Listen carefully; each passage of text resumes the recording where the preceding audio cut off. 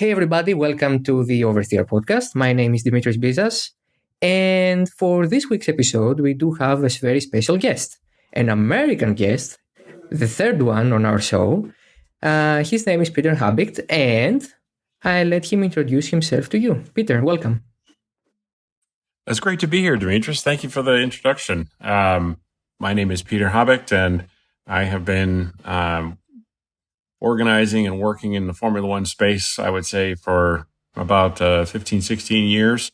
My background started from humble beginnings, organizing watch parties in 2005 in San Francisco with a group of about 10 to start with. And we've built our greater community and reach to a little over 3,000 here in the Bay Area. And then I also write about Formula One and cover the sport. I'm very interested in American involvement in F1, and I also write about brands, sponsors, events, and people who are involved in the sport. So I have a very keen interest in the interesting stories and events around the U.S. We met up from your Twitter Space events. Of course, I'll link the Twitter handle of both the @F1US and @F1 Spaces accounts. And it seems like you have created a pretty nice hub there for people to express their feelings on F1 and share experiences and thoughts. Thank you. Yeah, it's a community I care about and I learn from and I share with and I engage with. So I really enjoy the wider community. I think on balance is they've got a lot in common, and that doesn't include just Formula One. And that's from my experience organizing people in person. I've probably organized over 300 watch parties in the San Francisco Bay Area alone, and seeing people come together around a shared passion is something that I am very intimately familiar with, and I've seen it go right with 150 people out for a watch party for a live race. I've seen the TV network with 50 people in the room.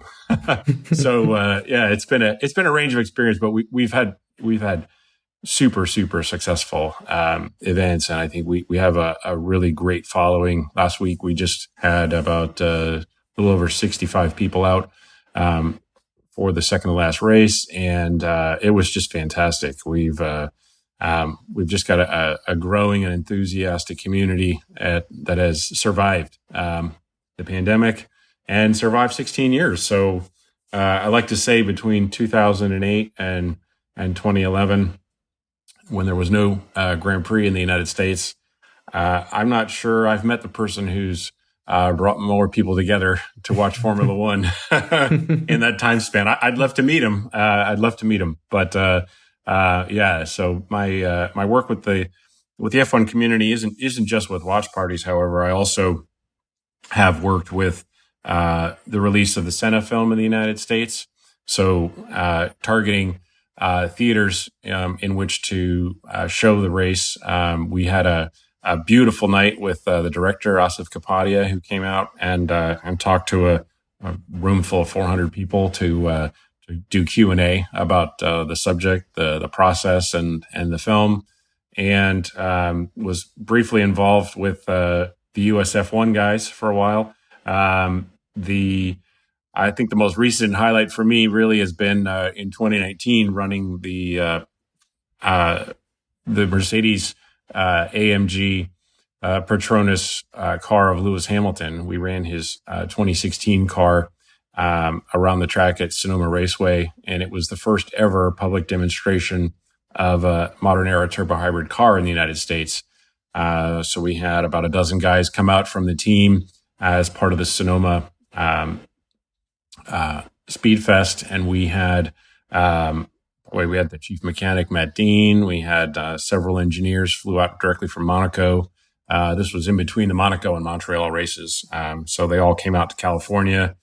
You had two 40-foot trailers, a Tier 4 generator, dry ice, nitrogen, the whole thing. And I basically coordinated with them on building the garage setting up the event, how to engage with the community, and really managing I think a bit of PR, a bit of operations, a bit of logistics. About 5% of a grid, I can say I have had experience with that. So what a great group of people, and super men and women at that team who had a blast, who really enjoyed it, and as did the fans and the guests. So it was quite an. I kind of liken it to sort of like a SpaceX launch at a regional airport. If you knew what it was unbelievable. But it was a great opportunity ultimately for fans to be around a Formula One team in season, championship team in season, without the pressures of practice, qualifying, and racing, and then setting up and tearing down and getting on to the next race a week later. They were very, very relaxed, and it was a really unique environment in which to experience a Formula One team and car. And Esteban Gutierrez did a masterful job, shattered the track record, and the rest is history. So yeah, it was a great event for everyone. And California is known for having a motorsport culture and community because Laguna Seca, Sonoma, of course. You guys have a history over there, and it's the westernmost part of the mainland US. So it must be pretty hard to follow the racing since most of them are in awkward time schedules for you guys. Oh man, you feel my pain. Yeah, we're gonna be up pretty early. Yeah, exactly. We're gonna be up. It's gonna be afternoon for Europe, but we'll be up at 5 to catch the race live. So the race will air from 5 a.m. to 7 a.m. and then thankfully ESPN will re-air the race twice in English, I think once in Spanish. So later in the day. So it'll be available multiple times during the day for folks to watch. It's very nice the fact that the ESPN and Sky Sports have this collaboration, because we do get the David Croft and Marty Brundle commentary, and I've seen some pretty positive and promising TV figures from the US over this very exciting season, which we'll talk about in a few minutes. But I imagine that you, since you are engaging with the community and having that passion and talking with all these people, I'm sure you grab that excitement and the feeling of wanting to see what's going to happen, and Will Lewis, Max, who is going to be the champion, and all these battles and all that. And I'm sure that after a very hard season for all of us in 2020, this championship is the most exciting thing we've had in a while in F1. So I guess the US really catches on with the sport, and we get to see it from Europe as well. Yeah, and I would say, it's not just what's happening this season. I think it's what's been happening the previous 3-4 seasons with Drive to Survive. We've seen a rapid increase, I think, in a younger audience take to F1. We've really seen a big jump. The viewing numbers were great from last weekend for ESPN. It was their second highest on ESPN for an F1 race. We were looking at, I think, a blockbuster event. Unfortunately, like we just discussed, it'll be on quite early here, but I'm sure the viewing numbers are going to be high. I have a community of friends out in New York who are gathering with a meetup group out there who will be screaming at the TV at 8 in the morning, though, not at 5 in the morning. And, a bit better, yeah. Yeah, exactly. So there's pockets of fans really all around the U.S. There's New York, San Francisco. I think was one of the first regions in the country that really showed that it could be done and kind of maintained. And New York is, the folks that I've met from the group really kind of see San Francisco as sort of the sister group. And I think San Francisco was, not really a blueprint, but maybe an inspiration, for how other communities could gather. In Seattle, we see a community there. L.A., San Diego, Austin, Chicago, Miami. I'm sure is going to be watching this race live, and sort of anywhere else. And in fact, I often encourage folks who ask me where to find a watch party in America just to tweet me at F1US, and I'm happy to retweet, where they are, what they're looking for, how they can find other like-minded folks. And it's, I think it's it's a good use of Twitter as a platform, I think, to connect people. And I think that ultimately is, what we see. I think that probably for yourself as well, just seeing connections between thoughts, ideas, and people. And Formula One is kind of maybe the forum, but ultimately, I think it does come down to the people in the room and how they treat each other, of course, and always interested for another perspective wherever they are in the world. Yeah, you use a phrase that we have shared experiences, but we have our own unique experiences, which is something you usually say when we speak on Twitter. And that really struck a chord with me because especially these past 2 years, F1 has done a lot of work with promoting diversity and acceptance and having a message that everyone is welcome if you are qualified, if you have the passion, no matter what background you have, no matter what do you believe or what are your what's your ethnicity, what's the color of your skin, we all accept you. And that's really nice that you see that we have people. I've heard stories on your Twitter space, especially on Tuesdays, that it's a very commonplace thing to do for you every Tuesday on awkward for me times, but I join. I appreciate it. Yeah. And yeah, it's a very good thing. And it's payback. The awkward times for you, it's a payback for us because we have to see the NBA finals at 4 a.m. in the morning here in Greece. So that's an NBA fan for you. That's pretty impressive. I mean, you're in San Francisco. You're not a Warriors fan, or you have no idea. Oh yeah, totally. I love the Dubs. Yeah, no, without a doubt. I mean, I'm not sure I would get up at 4 a.m, but we have a lot more games that are in time zones that we can stumble on a Warriors game, but when it comes to the finals, that's the finals. I mean, but yeah, I thank you. I would just add, there's not one thing I would say that qualifies anyone to join the conversation other than an interest. And I think if there's a question from someone who's, a new fan, and I often say this in the rooms as well. I host Twitter Spaces over at F1 Spaces, and I moderate that. And like your room on Twitter Spaces, it can be a bit of a juggling act. And I try to be pretty fair and give a lot of folks equal airtime. But I definitely, I would say I appreciate all the different points of view, and I particularly appreciate new points of view. In other words, fans who have a different take, or new fans that have an initial take, because I think it tends to remind us just kind of where we might have started out as, someone new to the sport or trying to learn more about Formula One or the teams or even a particular driver or a track or whatever. And I think, or about the speaker themselves. I think we've seen some really interesting and quite educated people, knowledgeable in other subjects, in addition to Formula One, bring their own perspectives to the sport. And I'm very grateful to be able to engage with and really, share, I think, a richness that I believe is there for all. And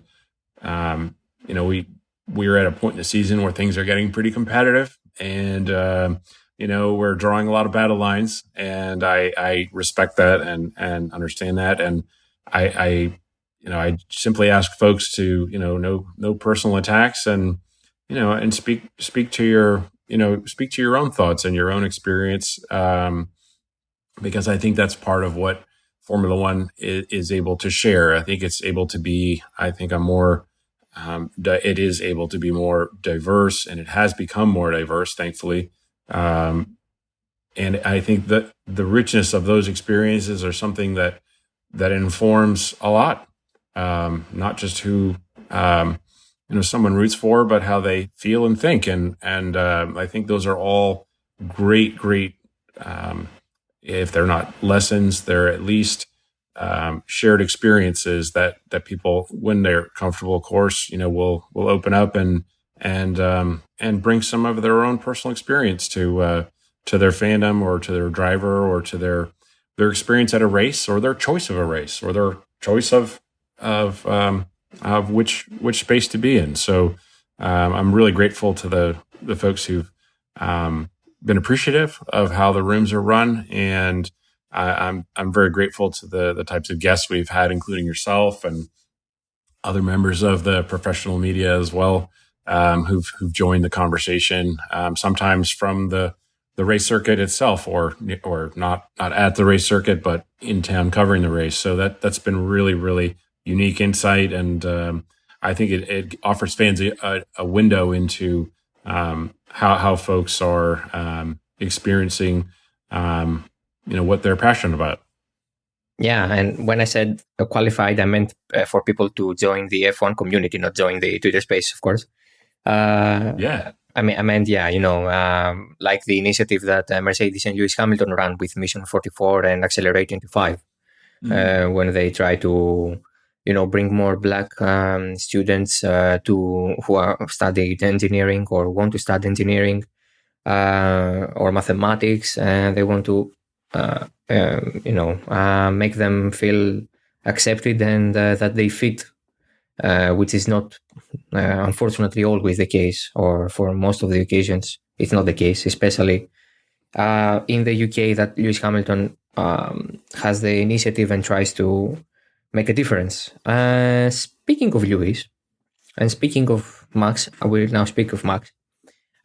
Full disclosure, we are recording one day before the Abu Dhabi Grand Prix begins. When you guys hear the episode, we'll know the champion. So now we are completely ignorant. We know nothing. And we'll speak about the season so far in terms of the battle, which has been, let's say, a bit sour at times, a lot punchy, and with a lot of controversial moments. On the sporting side, Peter, I think that it begs a question if some rules need a bit of amendment, if we have to rethink the way we judge some incidents and how the stewards take the decisions. But on the other hand, it drives a lot of engagement for the fans, and the TV figures blow up. So, in my opinion, and I want your opinion as well, it's a bit of a tightrope for the sport to balance those things out, because the spectacle sometimes is on the expense of the racing integrity, if I can express it like that. Wow. This comes up often. I think it's kind of almost like a heading that many, many discussions fall under. It's sort of spectacle versus sport.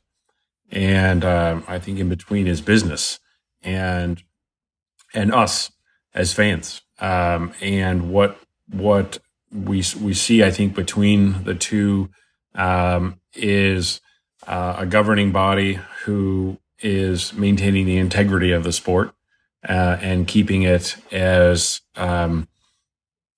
clear and understandable and even recognizable sometimes as they are charged to do.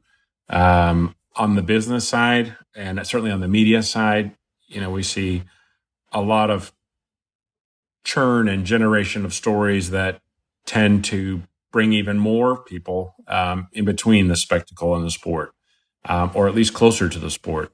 And ultimately, I kind of look at it as like a fire. We have, in order to have a fire, you need sort of fuel, oxygen, and heat, or a spark.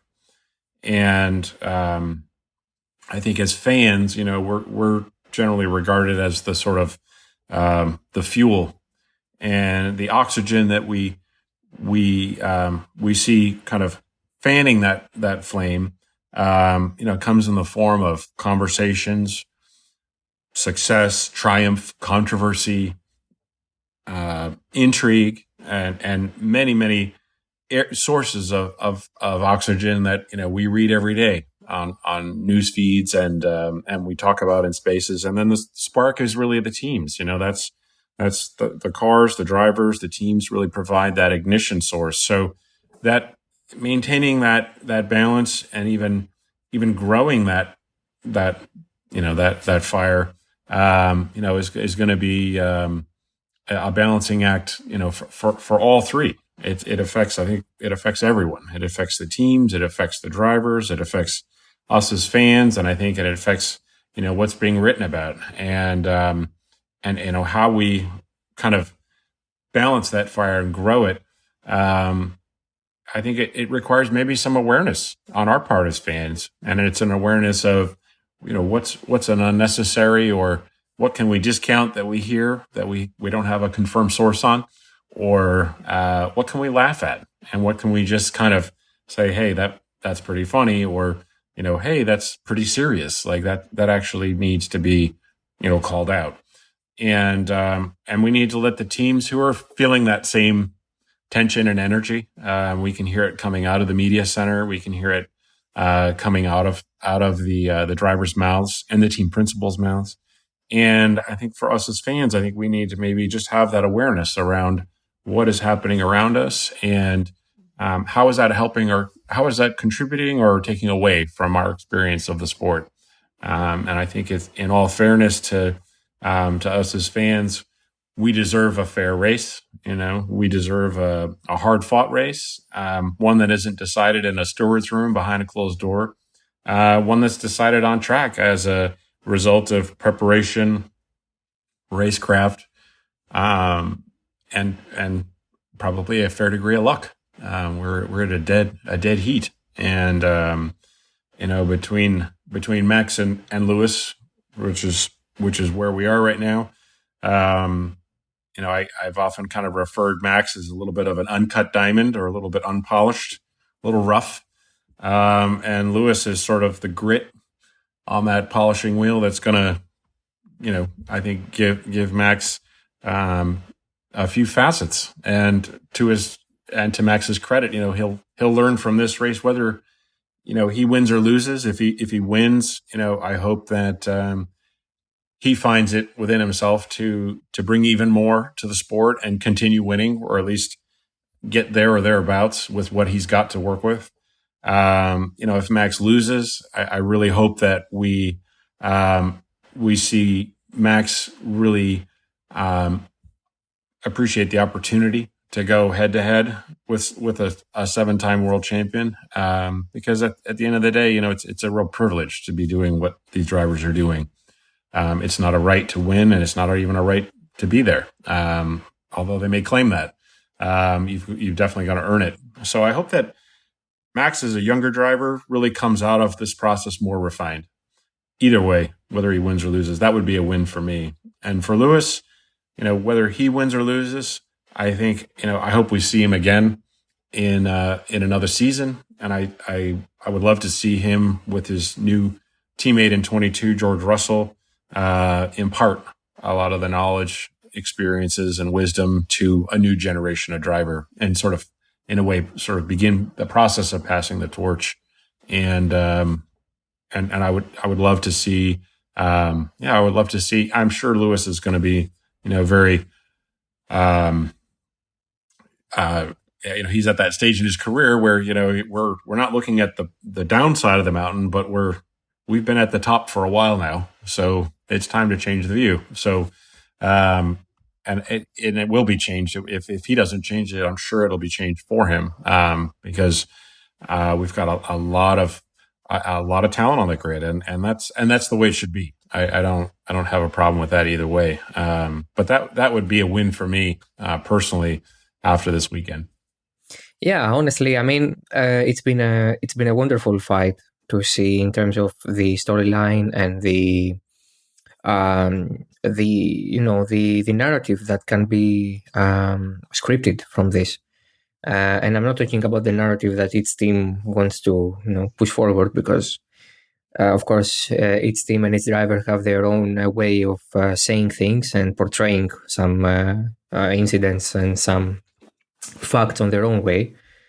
But I'm talking about the objective side, because coming into the season, I was one of those who said let's brace for a boring one, because not changing the regulations, everyone will be on a standstill because they will start developing the 2022 generation cars. The budget cap will play a role and has played a role, but other than that, we were way off. All those of us who said that it would be boring. The powers Albi knew that something would happen with the new floors and the tokens for the development of the cars that really prohibited the teams from making big changes, but also forcing them to do very detailed stuff on their cars for this season. And Max was on his game. I mean, we knew Lewis would be extremely competitive. The guy is an immense athlete, first of all, which is really important for these cars. He has put a lot of muscle weight, and that's important for his driving style and his physique. But we didn't know how Max will react in a potential title fight. We thought that he was a very immature kid, and okay, he has a lot of time ahead of him, but he has showed really a real promise in his driving along the season. And of course, we are here because there have been some incidents that can be discussed. The Silverstone one, the Monza one, the Jeddah one, of course, and who knows what will happen in Abu Dhabi. But in general, I feel like these two are really different personalities. These not only are drivers, because to be a different driver than your peer is understandable because you drive different cars, so you try to adapt yourself to that, or you adapt the car to yourself. But the different personalities, I mean, I was speaking with Ed Spencer, who has been a regular to your F1 spaces as well.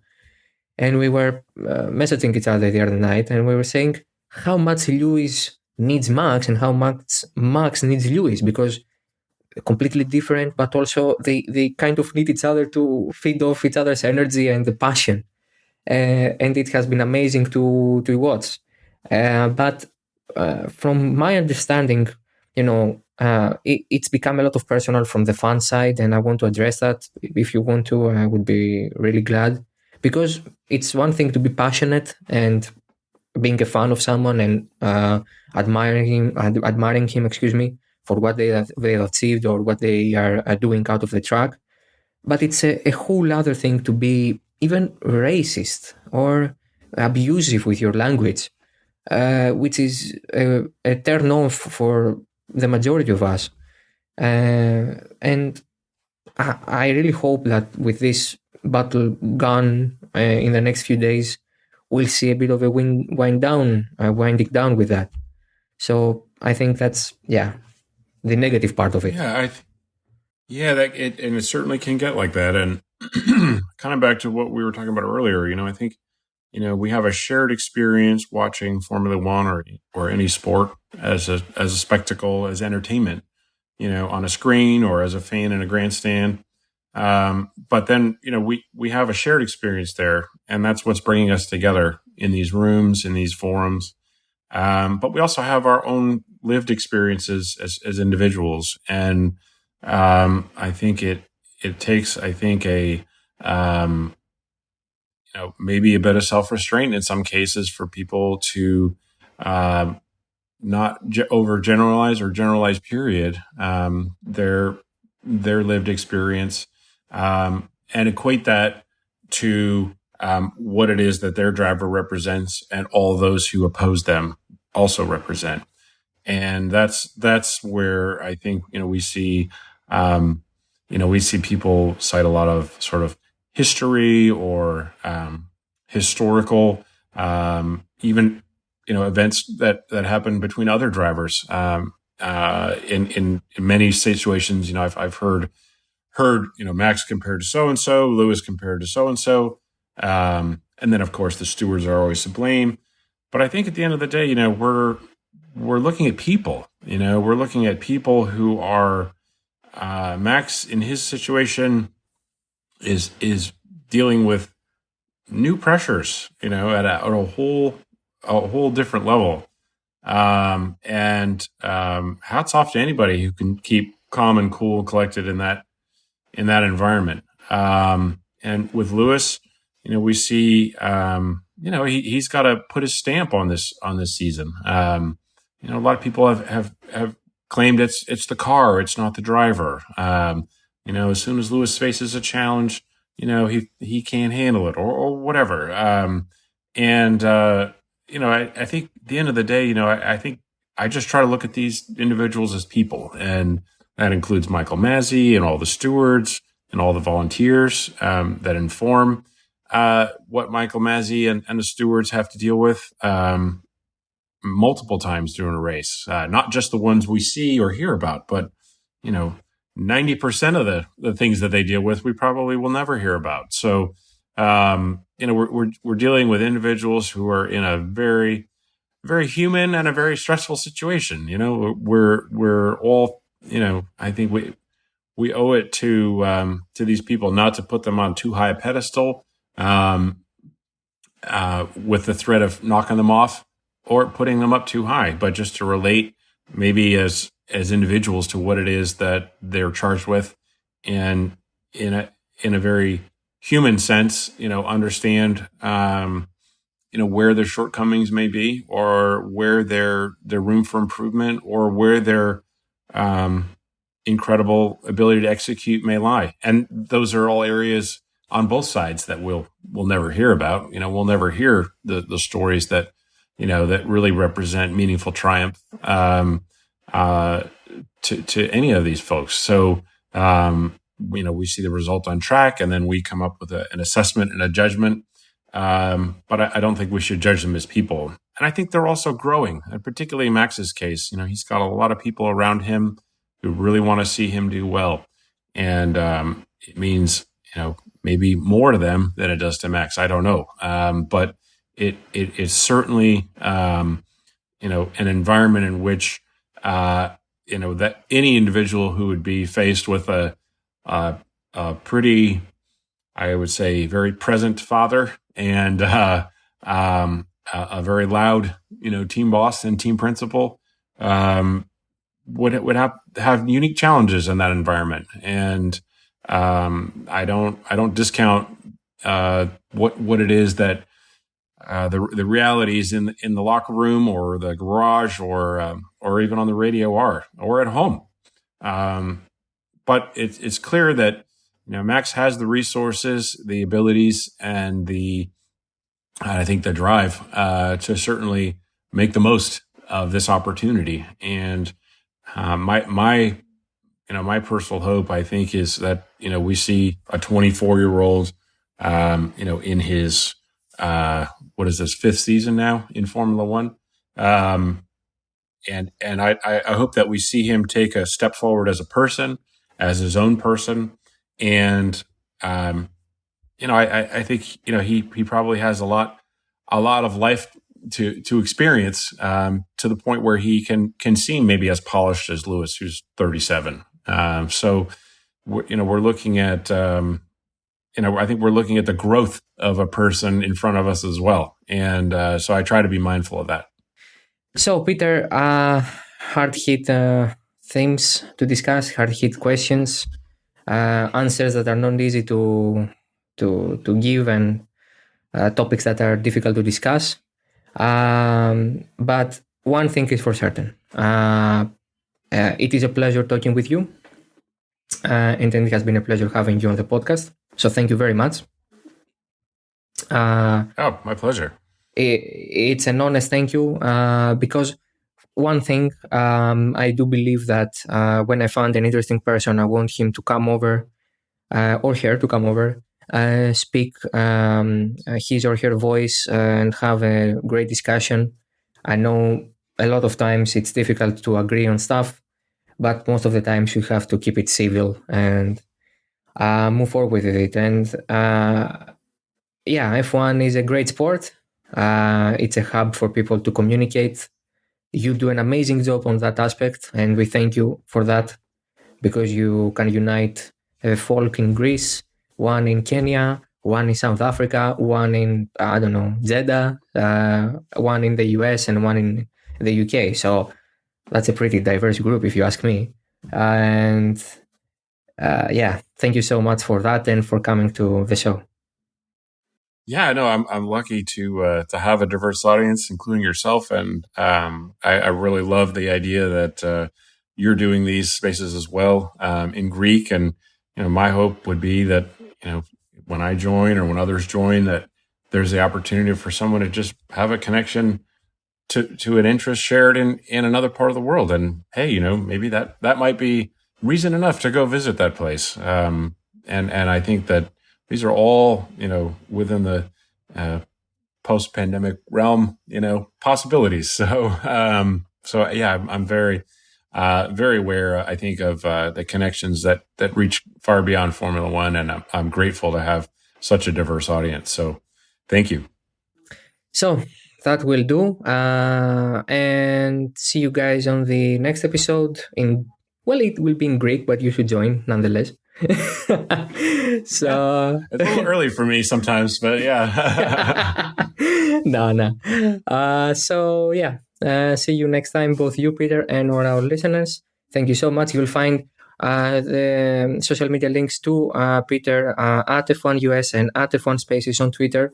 And you'll find me, of course, at the _Bizas. So thank you so much. Until next time, bye bye.